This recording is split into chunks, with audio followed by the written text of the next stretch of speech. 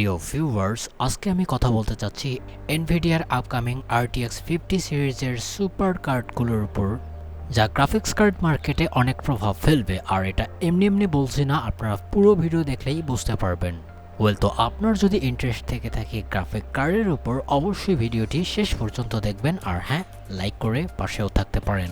তবে তার আগে আরেকটা বিষয় আমি এখানে অ্যাড করতে চাই, যেটা অনেক ক্লিয়ার ভিউ রাখে অন্যান্য গ্রাফিক কার্ড কোম্পানির ক্ষেত্রে। ফর এক্সাম্পল, হার্ডওয়্যার আনবক্স থেকে এমন একটা ভিডিও আমাদের সামনে এসেছে যেটা আসলেই অনেক ইফেক্টিভ লাগছে আমাকে। ফর এক্সাম্পল, আমি যদি Radeon RX 9070-র কথা বলি, বিশেষ করে প্রাইসিংয়ের, আপনারা অলরেডি জেনে গেছেন এর বেস্ট প্রাইস হচ্ছে $600 এবং নন এক্সটির দাম হচ্ছে $550। অর্থাৎ যদি আমি AMD'র পক্ষ থেকে দেখি, তো এখন একটা বিষয় আমাদের সামনে চলে আসছে। এখানে যদি আমরা বেস মডেলের প্রাইস ধরি, আপনাকে বললাম $600, কিন্তু এখানে যদি একটু মিড রেঞ্জ ক্যাটাগরির প্রিমিয়ামের কাছাকাছি নিতে চান, তো সেক্ষেত্রে আপনাকে $700 বা $720 পর্যন্ত খরচ করতে হয়। এটা আর কি আপনাকে আরেকটুখানি ভালো পারফরমেন্স দেওয়ার জন্য। এখানে প্রিমিয়াম যদি মডেল কিনে থাকেন, একবারে টপ এন্ড লাইক ROG-র আপনি এক্সট্রিক্স কিনছেন, অথবা অন্যান্য কোম্পানির একবারে সুপ্রিম এডিশনগুলো, MSI-এর কথা যদি বলি, তো সেক্ষেত্রে দেখা যাচ্ছে যে এখানে $800-এর কাছাকাছি চলে যাচ্ছে। ইনক্লুডিং এখানে কিছু বিষয় আছে, ভ্যাট ট্যাক্স বা অন্যান্য কিছু। তো সেক্ষেত্রে দেখুন, $100 বা $200 তো ছোটোখাটো বিষয় না। সিমিলার কার্ডের উপর হয়তোবা আপনি সর্বোচ্চ 5 থেকে 7% বেশি পারফরমেন্স পাবেন। তার ফলে এখানে আপনাকে বিশাল একটা প্রিমিয়াম দিতে হচ্ছে। এটা আসলেই একটা ইফেক্ট ফেলে দিয়েছে অনেক কোম্পানির ক্ষেত্রে, বিশেষ করে AIB-গুলোর কথা বলি। আর এই রিপোর্টটা কিন্তু ছোটোখাটো বিষয় না, হার্ডওয়্যার আনবক্সের মতো এখানে বিষয়টাকে রেজ করেছে, যেটা আসলেই একটা ইফেক্টিভ কজ তৈরি করতে পারে। এর প্রেক্ষিতে একটা যদি ওয়েল নোন রিসার্চের কথা বলি, তো সেক্ষেত্রে আপনারা JPR-কে চেনেন, অর্থাৎ জন পেডি রিসার্চ। তো 2 তারিখে তারা একটা বিষয় আমাদের সামনে পাবলিশ করেছে, যেটা অনেকটা শকিং।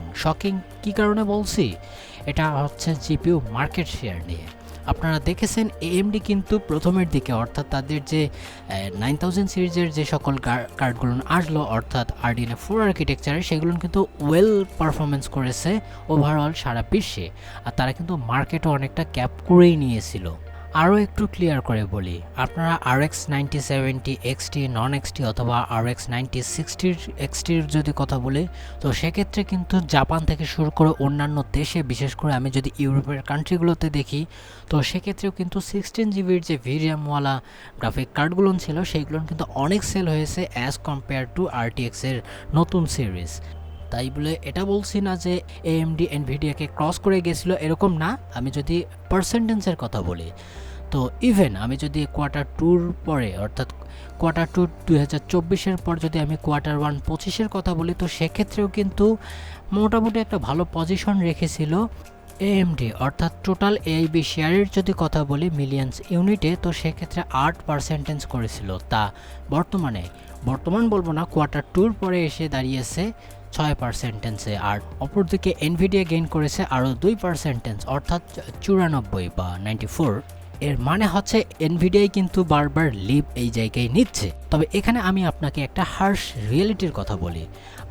আমার পার্সোনালি অনেকেই চিনি যারা এখনও পর্যন্ত, আপনারা জানেন AMD-র কার্ড কোনোভাবেই খারাপ না। যে প্রাইস পয়েন্টে আসছে বা ওই সমমানের কার্ড কিন্তু NVIDIA ডেলিভার করতে পারছে না। তারপরেও আমি যদি কাস্টমারের পার্সপেক্টিভ থেকে দেখি, তো সেক্ষেত্রে কিন্তু সবাই NVIDIA-কেই এগিয়ে রাখে। ইভেন কেনার সময়ও অনেকেই দেখা যাচ্ছে AMD কেনার কথা চিন্তা করছে, পরে দেখা যাচ্ছে NVIDIA-ই কিনছে। তো সেটা একটা ব্যাপার। বাই দ্য ওয়ে, এখানে আমি ইন্টেলকেও অ্যাড করতে চাই। তাদের যে আর্ক ব্যাটেল মিস সিরিজ, সেই 2টা কার্ড লঞ্চ করে দিয়েছে, প্রো বাদ দিলাম, কনজিউমার গ্রেডে।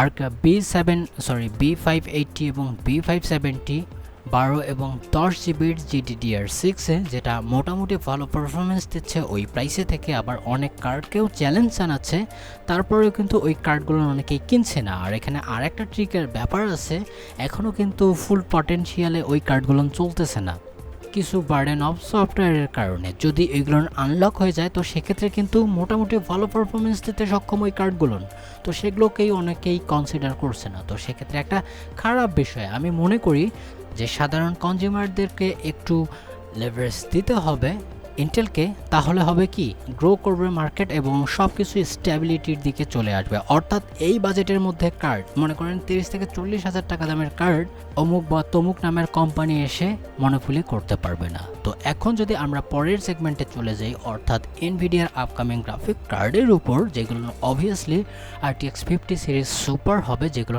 আসলেই অনেক ভালো আপনাকে পারফরমেন্স দিতে পারে অ্যাজ কম্পেয়ার টু তাদের বেস লাইন আপ।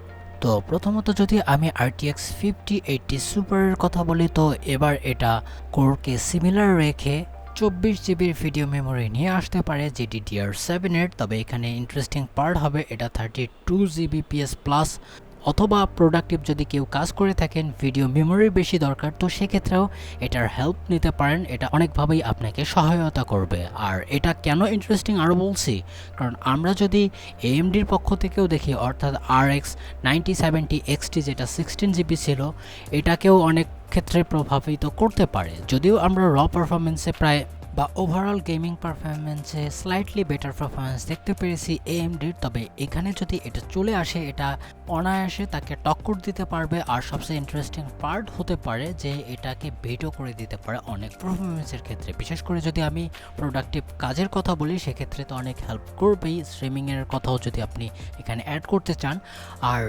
VRAM জনিত যে 1440p অথবা 4K-তে যে গেমিংয়ে ইস্যুগুলো ছিল, বিশেষ করে ডিমান্ডিং টাইটেলগুলোতে, সেগুলোতে ইজিলি এটাকে হ্যান্ডেল করে দেবে, তাও আবার $600 প্রাইস ট্যাগে। আর এটা করলে আমার মনে হয় না যে কেউ পয়েন্ট মেক করবে যে আমরা AMDর RX 9070 XT 16 জিবিটা নেই। তো এটা একটা ভালো পয়েন্ট হতে পারে এনভিডিয়ার পক্ষ থেকে।